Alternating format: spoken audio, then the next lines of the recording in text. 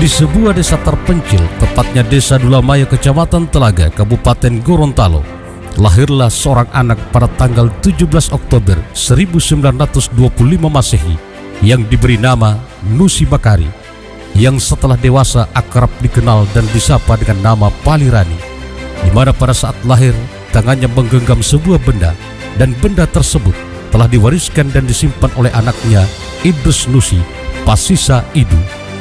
Dengan adanya benda yang digenggamnya tersebut sebagai tanda akan lahirnya sebuah ilmu yang saat ini beranggotakan lebih dari 10.000 orang yang tersebar di seluruh wilayah Indonesia. Pada usia 27 tahun, beliau Palirani melaksanakan khalwat dan uzlah selama 90 hari pada tahun 1952 Masehi di daerah pegunungan Dusun Sapuo, Desa Dulamayo, Kecamatan Telaga, Kabupaten Gorontalo. Pada saat itu Palirani ditemani oleh Pak Kiki Bagino yang menyaksikan secara langsung proses turunnya ilmu yang seakan ia tak percaya dengan apa yang disaksikannya, di mana Pak Kiki Bagino menyaksikan langit terbelah dan memancarkan cahaya hingga terlihat olehnya cahaya itu menyelimuti tubuh beliau Palirani. Rasa takut dan gemetar pun timbul di hati Pak Kiki Bagino dan rasanya ia ingin lari, namun disitulah pertama kalinya terjadi kegaiban dan keajaiban ilmu. Beliau Palirani yang ketika itu mengetahui dan melihat bahwa Pak Kiki Bagino akan lari, dengan telunjuknya yang dibarengi dengan suara teguran kepada Pak Kiki Bagino, "Engkau jangan lari, saksikanlah aku." Pak Kiki Bagino pun tak berdaya dan sudah tidak bisa bergerak lagi di tempat ia berdiri.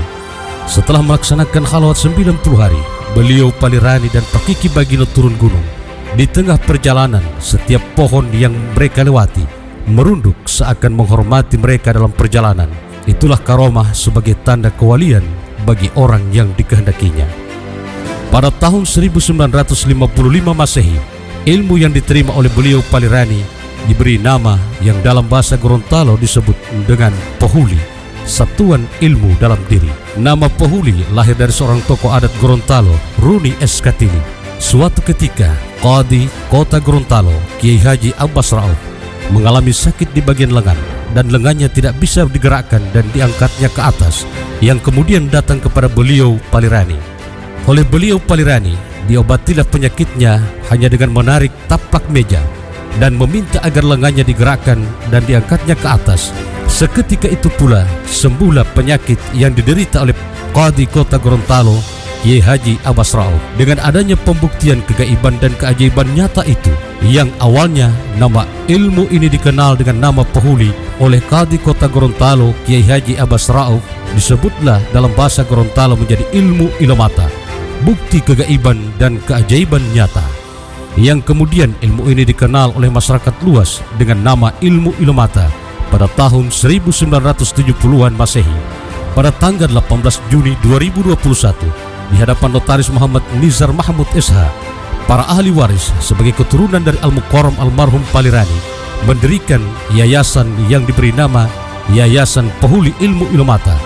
Dengan berdirinya Yayasan Pohuli Ilmu Ilomata yang di dalamnya ada Majelis Ilmu Ilomata, maka tidak secara langsung menegaskan bahwa Majelis Ilmu Ilomata merupakan wadah bagi setiap anggota dalam menuntut ilmu, dan Yayasan Pohuli Ilmu Ilomata merupakan wadah yang menyatukan para anggotanya dalam arti senyawa dalam ilmu dan menyatu dalam yayasan, demi untuk memperkokoh ajaran agama Islam dan menjadi rahmat bagi lingkungan dimanapun berada, serta menjadi pembela negara kesatuan Republik Indonesia. Beliau Palirani baru pulang ke rahmatullah pada hari Kamis tanggal 17 November 2002. Beliau wafat dengan meninggalkan wasiat dan pedoman hidup Ilomata yang harus dilaksanakan oleh seluruh anggota ilmu Ilomata. 1. Teguhkan iman dari segala rintangan. 2. Bertakwa kepada Tuhan Yang Maha Esa. 3. Sayangilah orang lain seperti menyayangi dirimu. 4. Jika engkau tidak menyayangi orang lain, berarti engkau tidak menyayangi dirimu sendiri. Poteheta amali, te dunia dila kekali. Laksanakan amal, di dunia tidak kekal. Poteheta imani, te akhirati muali sanangi. Teguhkan iman, di akhirat nanti akan senang. Poteheta syariati, Ilomata muali obarakati. Laksanakan syariat, Ilomata akan beroleh berkah. Setelah wafatnya beliau, para tokoh adat Gorontalo melaksanakan musyawarah adat dan sepakat memberi gelar Ohu Uo Lo Ilomata, pemilik Ilomata, Ta Ilobadari, yang beroleh anugerah ilahi, putra Indonesia terbaik kelahiran Gorontalo yang mempunyai karya nyata.